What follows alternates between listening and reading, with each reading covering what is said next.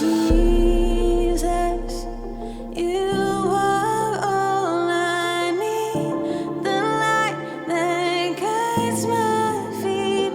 Your word is more precious than gold.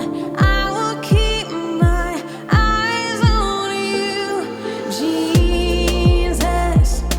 You are all I need, the light that guides my feet. Your word is more precious than gold.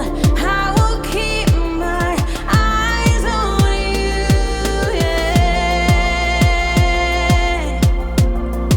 Oh, keep my eyes on you, yeah. I believe that you are for me. I can see that you are good. Jesus, we follow you. We walk in your truth. Jesus, we follow you. We walk in your truth.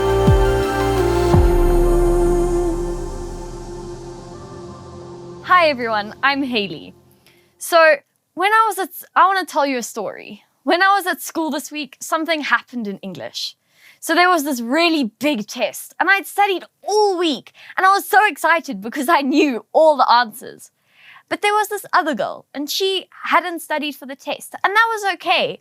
But I saw her looking over at my test and copying my answers and nobody saw what was happening or did anything about it. So she just broke the rules and nothing happened. She just got away with it. So the people we're talking about in the story today, the Israelites, thought that Pharaoh was also going to get away with what he was doing. They were slaves in Egypt and Pharaoh was their boss. He worked them really, really hard until they were really, really tired. And then at the end of the day, he wouldn't even give them enough food or a nice warm bed when they got home. He thought that he was big and powerful, but he was just being really mean to the Israelites and he made them work far too hard. But God saw what was happening to his people, so he sent Moses to go and free them from Egypt. So last week, we told you about how God asked Moses to go and free his people through the burning bush. So after hiking across the desert, he did exactly what God told him to and went straight to Pharaoh. And he said to Pharaoh, "Pharaoh, I want you to let my people go." But Pharaoh was really mean and quite liked telling the Israelites what to do. So he said no. So God sent down a plague to try and convince Pharaoh to let the Israelites go. So what he did was he turned the whole river in Egypt into blood. Now, they used this river to bath in, they drank this water. So it was a really big problem for everybody in Egypt when the whole river became blood. So after a little while, when he couldn't take it anymore, Pharaoh went running to Moses and said, "Moses, I can't take it anymore. Please, will you just fix this? I'll let the Israelites go." So Moses prayed to God and God turned the blood back into water and the river was back to normal. But Pharaoh still didn't let the Israelites go. So Moses went back to Pharaoh and said, "Pharaoh, please can you let my people go?" But Pharaoh said no. So God sent another plague. This time he sent frogs. Now, I don't know about you, but my family actually quite likes frogs. We think they're quite cute. But these frogs got everywhere. They were climbing in people's clothes, they were walking in the food, they were doing all these terrible things and they made a really big mess. So everyone in Egypt was really struggling with these frogs. So Pharaoh went to Moses again and said, "Moses, I'm sorry, I'll let the Israelites go. Just please get rid of these frogs." So God got rid of the frogs, but Pharaoh still didn't let the Israelites go. So Moses went back and he said to Moses, to Pharaoh. He said, Pharaoh, I want you to let my people go. But Pharaoh said no. So this time, God sent gnats.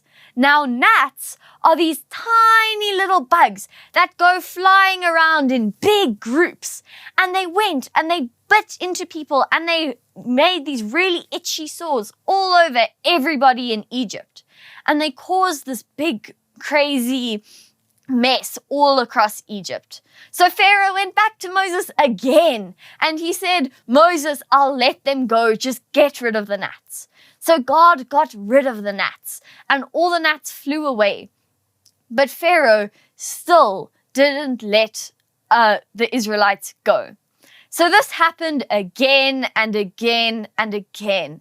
Moses went to Pharaoh again, and the next time God sent flies, and they went all across Egypt, flying through the whole city, except for the place where the Israelites were staying. Then God sent a disease, and all the animals got really sick, and some of them died. But all of the animals that belonged to the Israelites were all safe and were all okay. Then God sent boils. Now, boils are big sores that you get all over your body, and they were very painful.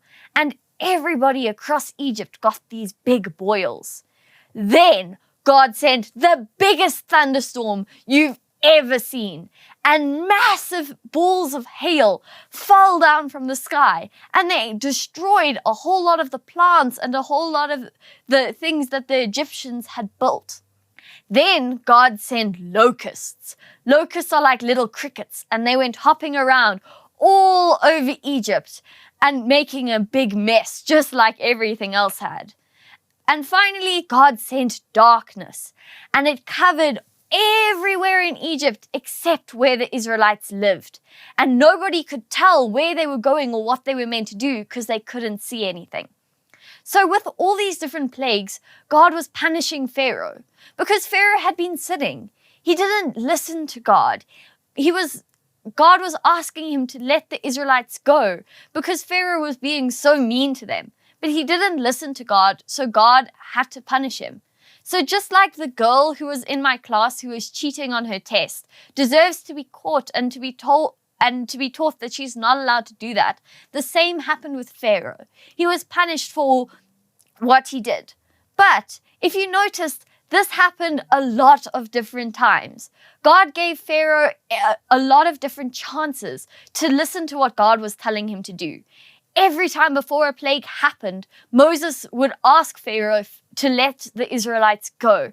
And every single time, Pharaoh said no. So every single time, there was another plague. But throughout all of this, God still protected the Israelites. You'll notice that when all the animals got sick, the Israelites' animals were safe. That the flies didn't fly to the area where all the Israelites were living. And that when there was darkness across Egypt, the Israelites' area wasn't touched.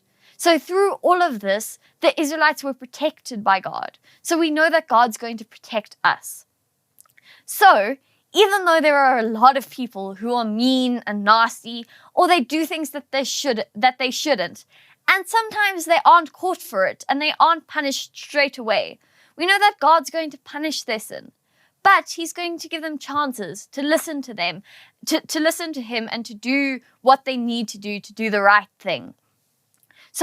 And God also tells us that he's going to protect us so that if we trust God and we believe in him, he'll protect us from the ways that he has to punish everybody.